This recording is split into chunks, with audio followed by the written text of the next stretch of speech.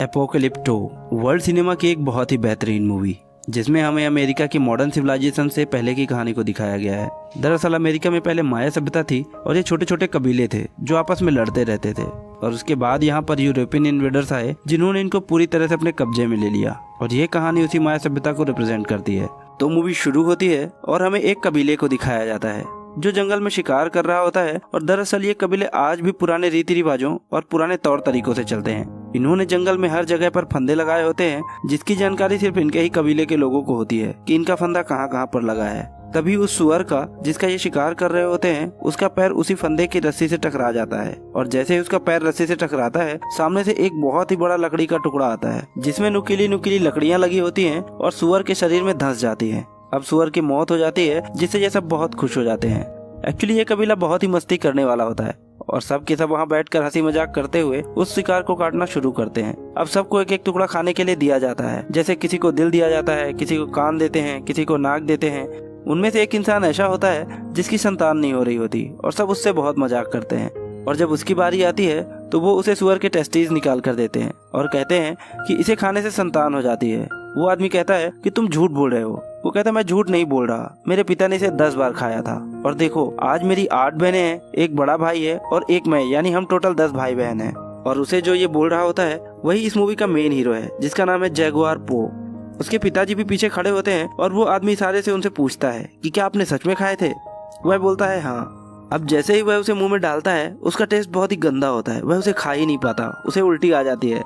अब इतने में सब हंसने लग जाते हैं और उसका मजाक उड़ाते हैं और आपस में लड़ने लग जाते हैं। तभी हीरो के पिताजी जो इस कबीले के सरदार भी हैं जिन्होंने उसे कहा था कि मैंने भी खाया है, वो पीछे से आते हैं और उनकी लड़ाई छुड़वा देते हैं और उसको अपने साथ साइड में ले जाकर कहते हैं कि तुम्हें और स्ट्रांग बनना पड़ेगा, तुम बार बार मजाक का पात्र क्यों बनते हो। वो बोलता है कि मेरे बच्चे नहीं होते इसलिए ये मेरा मजाक उड़ाते हैं। वो कहते हैं मेरे पास एक ऐसी दवा है जिसको यूज करने से तुम्हारे बच्चे हो जाएंगे।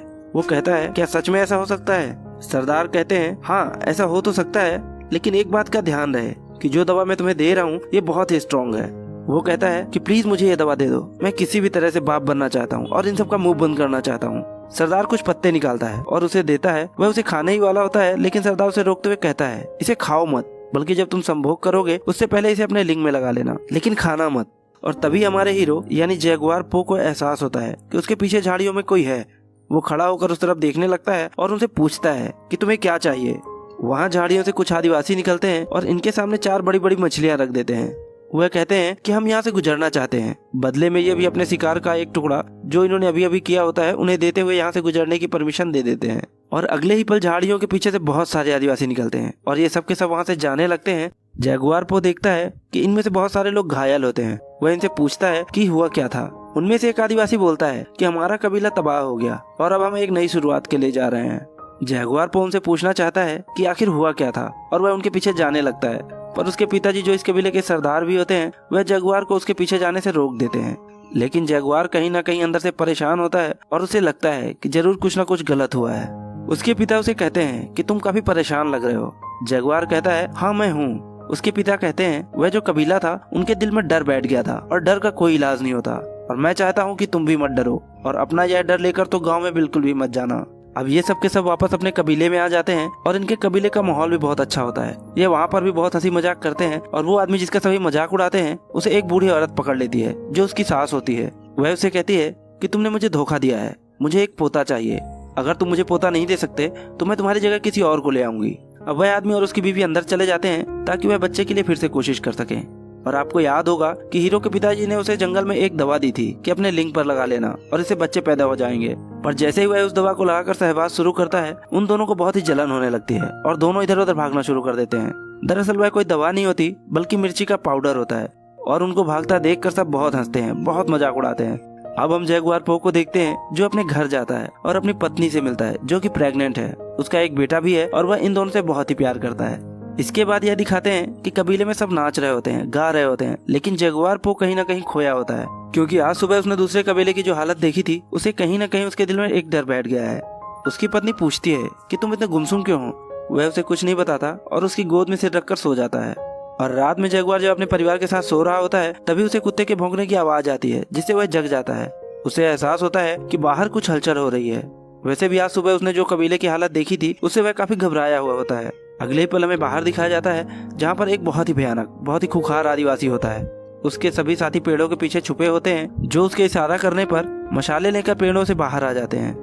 जगुआर अपने घर से बाहर देखता है, उसे कुछ जलती हुई मशालें दिखाई देती हैं और वह समझ जाता है कि कुछ न कुछ खतरा है। वो अपने परिवार को लेकर बाहर निकलता है, लेकिन तभी हमलावरों में से एक इन्हें देख लेता है और उन पर हमला कर देता है, लेकिन जगुआर को उसे खत्म कर देता है। जगुआर अपने परिवार को लेकर एक सूखे कुएं के पास जाता है और वो अपने बेटे और अपनी पत्नी को, जो कि प्रेग्नेंट होती है, उसे रस्सी के सहारे धीरे धीरे कुएं में छोड़ना शुरू करता है। और जब वो नीचे जा ही रहे होते हैं, तभी उन हमलावरों में से एक आदिवासी जगुआर को देख लेता है और वो भागता हुआ उसकी तरफ आता है, लेकिन जगुआर जल्दी जल्दी अपनी पत्नी और अपने बच्चे को नीचे छोड़ने लगता है, जिससे वो नीचे गिर जाते हैं। तभी वो आदिवासी इन तक पहुंच जाता है, पर जगुआर उसे पैर से गिरा देता है और इससे पहले कि वो कुएं के अंदर गिरता, जगुआर उसका पैर पकड़कर खींच लेता है। वो आदिवासी जो कुएं के अंदर गिर रहा होता है, वह देख लेता है कि जगुआर की पत्नी और उसका बच्चा अंदर है, और इससे पहले कि वो किसी को बताता, जगुआर उसे मार देता है। जगुआर अपनी पत्नी और अपने बच्चे से कहता है कि मुझे अपने लोगों की मदद के लिए जाना होगा। हालांकि उसकी पत्नी उसे जाने से मना करती है और उसे रोकती है, पर वो अपनी पत्नी से कहता है कि मैं वादा करता हूँ कि मैं वापस आऊंगा, और ये कहकर वो अपने लोगों की मदद के लिए चला जाता है। वहाँ पर जगुआर के लगभग सभी लोगों को बंदी बना लिया होता है और कई लोगों को तो मार भी दिया होता है। यहाँ पर एक बहुत ही खतरनाक आदिवासी होता है जिसका नाम होता है मिडिल आय। वो अपने चाकू से जगुआर के ऊपर हमला करता है और जगुआर को मारने ही वाला होता है, पर जगुआर उसका चाकू पकड़कर उसी की तरफ मोड़ देता है, और इससे पहले कि वह उसे मारता, यहाँ पर इन सब का सरदार आ जाता है जो जगुआर को बंदी बना लेता है। हालांकि मिडिल आय जगुआर को यहाँ पर मारना चाहता है, पर सरदार उसे रोकते हुए मना कर देता है और कहता है कि मुझे इसकी जरूरत है। जगुआर के पिता भी बंदी होते हैं और वह अपने पिता से कहता है कि मुझे माफ कर दो पिताजी।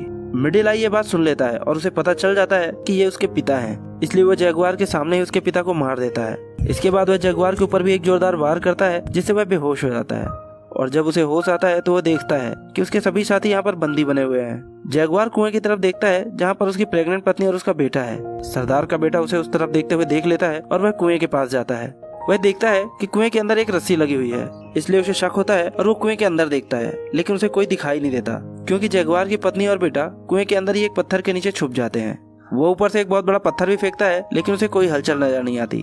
इसके बाद जो रस्सी लगी होती है वह उसे काट देता है, यानी कि अब चाह कर भी जगुआर की पत्नी और बेटा ऊपर नहीं आ सकते थे। और अब इन्होंने जितने भी कबीले वालों को बंदी बनाया होता है, इन सबको अपने साथ लेकर एक लंबे सफर पर निकल पड़ते हैं। रास्ते में इन्हें वो कबीले वाले भी मिलते हैं जो सुबह इन्हें मिले थे, जिन्होंने इन्हें मछलियां दी थी, जो यहाँ से किसी दूसरी जगह पर अपना कबीला बसाने के लिए जा रहे थे। दरअसल इन खूंखार आदिवासियों ने उन्हें भी पकड़ लिया होता है, और अब ये सब के सब एक लंबे सफर के लिए निकल पड़ते हैं, जहाँ पर इन्हें नदियों को पार करना पड़ता है, ऊंचे ऊंचे पहाड़ों के सकरे रास्तों से गुजरना पड़ता है, और फिर एक लंबे सफर के बाद ये खूंखार आदिवासी उस जगह पर पहुंच जाते हैं जहाँ से ये बिलोंग करते हैं। और जब ये अपनी सरहद के बाहर ही होते हैं, तब हमें बहुत सारी डेड बॉडीज पड़ी हुई दिखाई देती हैं, जिन्हें देखकर साफ साफ समझ में आ रहा था कि ये वो लोग हैं जिन्हें किसी तरह की कोई बीमारी हुई है जो छूने से फैलती है। यहाँ पर एक बच्ची भी होती है जो जिंदा होती है, और वह इन खूंखार आदिवासियों के साथ आना चाहती है, लेकिन ये लोग उसे नहीं आने देते।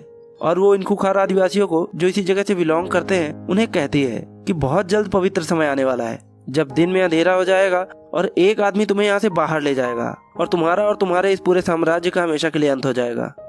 अब ये सब के सब वहाँ से आगे चले जाते हैं, और तभी एक गांव आता है जहाँ पर बहुत सारे मजदूर होते हैं। उनकी हालत बहुत ही ज्यादा खराब होती है, पर फिर भी उन्हें यहाँ पर काम करना पड़ता है, लेकिन इन्हें यहाँ पर नहीं छोड़ा जाता और आगे ले जाया जाता है। अब कबीले का सरदार, जो इन सबको यहाँ बंदी बनाकर लाया है, उसके पास एक आदमी आता है। वो पूछता है कि कितने आदमी हैं। वो कहता है कि मेरा बेटा बताएगा, लेकिन इस बार पैसे अच्छे चाहिए। यानी कि ये लोग इन्हें यहाँ पर पकड़कर इसलिए लाए हैं ताकि इन्हें बेच सकें। यहाँ पर इंसानों को बेचा जाता है, और इनके साथ जो बंदी औरतें होती हैं उनकी बोली लगाई जाती है और उन्हें बेच दिया जाता है, और बचे हुए आदमियों को यहाँ से आगे ले जाया जाता है, जहाँ पर बहुत भीड़ होती है। यह एक तरह का मंदिर होता है जहाँ पर इंसानों की बलि दी जा रही होती है, और अब जगुआर को उसकी बलि देने के लिए यहाँ पर ले जाया जाता है। दरअसल ये लोग ईश्वर को खुश करने की बात कर रहे होते हैं, और इससे पहले कि वो जगुआर को मारते, सूर्य ग्रहण हो जाता है और चारों तरफ अंधेरा छा जाता है, जिससे यहाँ पर मौजूद सभी लोग घबरा जाते हैं और सब रुककर प्रार्थना करने लगते हैं। फिर थोड़ी देर बाद जब सूर्य ग्रहण छट जाता है, तो इनकी बलि नहीं दी जाती, और इन सबको एक दूसरी जगह ले जाया जाता है, जहाँ पर एक लंबा सा ग्राउंड होता है, और उसके दूसरी तरफ होता है मक्के का खेत, जिनके पीछे होता है इनका जंगल। और अब इन सबसे बोला जाता है कि तुम भागो और अपने जंगल चले जाओ। यहाँ पर वो सरदार, जो इन सबको बंदी बनाकर लाया होता है, उसका एक बेटा भी होता है। उसका बेटा मक्के की झाड़ियों के पास चला जाता है ताकि कोई बच के न भाग सके, और अब इन्हें एक एक करके भगाया जाता है, और पीछे से ये लोग इनके ऊपर भाले और अलग अलग हथियार फेंकते हैं ताकि इन्हें मार सकें। इनके कई साथी मारे भी जाते हैं, और अब जगुआर और उसका एक साथी भागते हैं, ये थोड़ा दिमाग लगाते हैं और जिग जैग पैटर्न में भागते हैं ताकि उनके बार से बच सकें, लेकिन जगुआर के साथी को तीर लग जाता है और वो मारा जाता है। और जगुआर जैसे ही ग्राउंड के लास्ट में पहुंचता है तभी एक तीर उसके आर पार हो जाता है, लेकिन वो मरा नहीं होता, वह जिंदा होता है। यहाँ पर कबीले के सरदार का बेटा जो इन झाड़ियों के पास खड़ा था वह जगुआर को मारने के लिए उसके पास आता है, और इससे पहले कि वह उसे मारता वहीं पर एक जख्मी आदमी होता है जो उसे गिरा देता है, लेकिन कबीले के सरदार का बेटा उसे मार देता है और इसके बाद वह चाकू निकाल कर जगुआर को मारने के लिए आता है। पर इससे पहले कि वह उसे मारता, जगुआर को जो तीर लगा हुआ था उसने उसकी नोक तोड़ ली थी और उसकी मदद से उसके गले को चीर देता है, जिससे सरदार के बेटे की मौत हो जाती है और जगुआर यहाँ से झाड़ियों में भाग जाता है। दरअसल ये खूंखार आदिवासी जगुआर और उसके कबीले वालों को सिर्फ अपनी प्रैक्टिस के लिए मार रहे होते हैं। अब जगुआर यहाँ से भाग जाता है और वो घायल भी होता है और भागते भागते एक गिरे हुए पेड़ के ऊपर जो कि ऊपर की तरफ जा रहा होता है उस पर चढ़ जाता है और छुप जाता है। दूसरी तरफ कबीले के सरदार का बेटा मर चुका होता है, जिससे वह पूरी तरह से बौखला जाता है और अब वह किसी भी तरह से जगुआर को खत्म करना चाहता है। इसलिए वो अपने साथियों के साथ जगुआर का पीछा करना शुरू कर देता है। ये सब के सब उस पेड़ के नीचे से गुजरते हैं जिसके ऊपर जगुआर होता है, लेकिन ये उसे देख नहीं पाते। और कुछ दूर जाने के बाद कबीले का सरदार अपने एक आदमी के कंधे पर खून देखता है जो कि उसका नहीं होता। वह समझ जाता है कि यह जगुआर का ही खून होगा जो कि किसी पेड़ के ऊपर है। इसलिए अब सबके सब वापस जगुआर को ढूंढने के लिए आते हैं। वहीं जिस पेड़ पर जगुआर होता है वो देखता है कि वहाँ पर एक जगुआर यानी जानवर का बच्चा होता है, और तभी उसकी माँ भी वहाँ पर आ जाती है और जगुआर पर हमला कर देती है। जगुआर को अब भागना शुरू करता है और जिस तरफ वो कबीले वाले गए होते हैं उन्हीं की तरफ वह भागने लगता है। जगुआर अपनी पूरी तेजी से भाग रहा होता है और उसके पीछे खूंखार जानवर होता है, लेकिन इससे पहले कि वो जानवर जगुआर पो को पकड़ता, उसके और उस जानवर के बीच में एक कबीले वाला आदमी जो कि जगुआर को मारना चाहता है वो आ जाता है और वो जानवर उसे मार देता है। जगुआर यहाँ से तो बचकर निकल जाता है, लेकिन कबीले वाले अब भी लगातार उसका पीछा कर रहे होते हैं और एक मोमेंट ऐसा आता है जहाँ पर रास्ता खत्म हो जाता है। दरअसल ये बहुत ही ऊंचा झरना होता है और यहाँ से कूदने का मतलब शायद मौत है, लेकिन उसके पीछे भी मौत है, इसलिए जगुआर वहाँ से कूद जाता है। उसकी किस्मत अच्छी होती है कि वो बच जाता है और किनारे पर पहुँच जाता है, और जब वो ऊपर देखता है तो वहाँ पर कबीले का सरदार और उसके बहुत सारे आदमी उसे देख रहे होते हैं। जगुआर अब इन लोगों को ललकारता है क्योंकि वह अपने जंगल में आ चुका था जहाँ पर वो शिकार किया करता था। वह कहता है कि मेरे दादा ने यहाँ पर शिकार किया था, मेरे पिता ने यहाँ पर शिकार किया था, मैंने भी यहाँ पर शिकार किया और मेरे बच्चे भी यहाँ पर शिकार करेंगे, अगर हिम्मत है तो आ जाओ। ऊपर कबीले के सरदार के साथ एक आदमी होता है, वो कहता है कि हमें इसके पीछे नहीं जाना चाहिए, हमें वापस चले जाना चाहिए। दरअसल उसे उस बच्चे की भविष्यवाणी याद आती है जिसने उसे कहा था कि तुम सबका अंत होगा, एक आदमी आएगा जो तुम्हें तुम्हारे जंगल से बाहर ले जाएगा और इसके बाद तुम कभी वापस नहीं आओगे। सरदार उसे चाकू मार देता है, यानी कि वह अपने आदमी को ही मार देता है, और इसके बाद ये खूंखार आदिवासी एक एक करके वहाँ से कूदते हैं। इसकी वजह से इनके एक आदमी की मौत भी हो जाती है, पर बाकी बचकर किनारे पर आ जाते हैं और जगुआर के पीछे जाते हैं। जगुआर वो आगे भाग रहा होता है और तभी अचानक एक दलदल में गिर जाता है। वह किसी तरह से अपने आप को उस दलदल से निकालता है और उसके पूरे शरीर पर कीचड़ लग चुका होता है। तभी उसका दिमाग घूमता है और वह भागते हुए एक जगह पर रुक जाता है और वह अपने आप से कहता है, मैं हूँ जगुआर पो और ये जंगल मेरा है और मुझे यहाँ से कोई नहीं भगा सकता, मैं किसी से नहीं डरता। और इसके बाद वह उन आदिवासियों से डर के भागता नहीं है, बल्कि उन आदिवासियों को जो इसके पीछे आ रहे होते हैं अलग अलग तरीके इस्तेमाल कर कर एक एक करके सबको मारना शुरू करता है। सबसे पहले वह उनके ऊपर मधुमक्खियां छोड़ता है और इसके बाद वह मेढक के जहर से एक आदमी को मार देता है, और तभी उसके सामने वो आदमी आ जाता है जिसने इसके पिताजी को मारा था, यानी कि मिडिल आई। जगुआर पो देखता है कि बीच में एक हथियार पड़ा हुआ है और मिडिल आई उसकी तरफ भागना शुरू करता है और वह भी उसकी तरफ भागना शुरू कर देता है। और जैसे ही जगुआर हथियार के पास पहुंचता है वह अपने घुटनों के बल घिसटता हुआ उस हथियार को उठा लेता है। मिडिल आई उस पर वार करता है लेकिन वह चूक जाता है, लेकिन जगुआर पो अपने वार से नहीं चूकता और वह उसे मार देता है।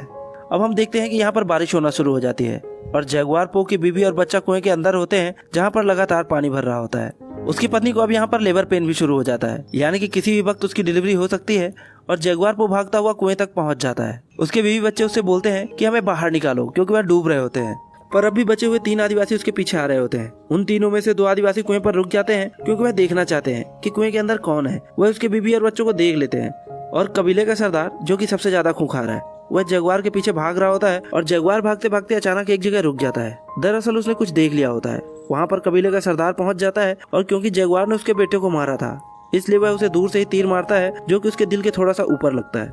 जगुआर अब जख्मी हो जाता है, लेकिन फिर भी वह खड़ा होकर कबीले के सरदार को चैलेंज करता है।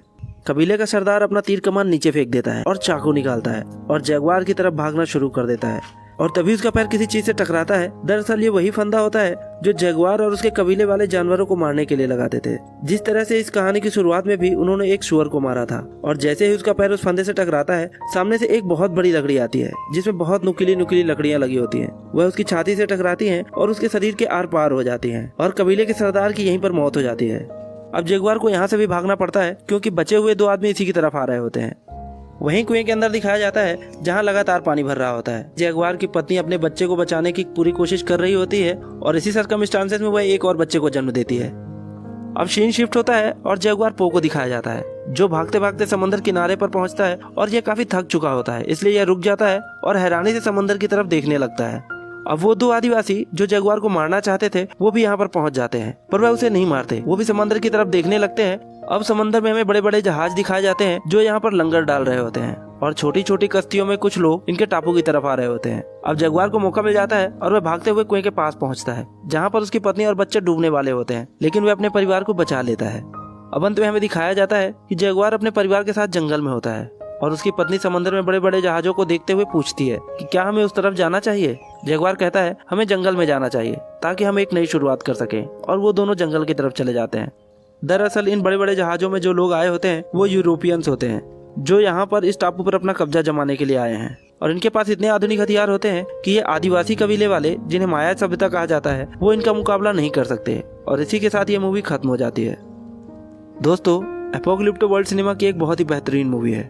इस मूवी में माया लैंग्वेज का यूज किया गया है, जिसकी वजह से इस मूवी की भाषा किसी को समझ ही नहीं आती, लेकिन इसे इतने अच्छे से डायरेक्ट किया गया है कि इसमें भाषा की जरूरत ही नहीं पड़ती। इसलिए हम हर किसी को रेकमेंड करेंगे कि आप इस मूवी को एक बार जरूर देखें, क्योंकि ये कहानी अपने आप में ही एक मास्टरपीस है, जो सन 2006 में रिलीज हुई थी और IMDb पर इसकी रेटिंग है 7.8। और अगर आपको यह मूवी पसंद आई हो तो वीडियो को लाइक जरूर कर देना और कमेंट करके हमें जरूर बताना कि यह मूवी आपको कैसी लगी। साथ ही अगर आपने हमारे चैनल को अभी तक सब्सक्राइब नहीं किया है तो सब्सक्राइब बटन पर दबाकर बेल आइकन पर क्लिक कर देना। तो मिलते हैं नेक्स्ट वीडियो में किसी नई मूवी के साथ। तब तक के लिए thank you and bye bye.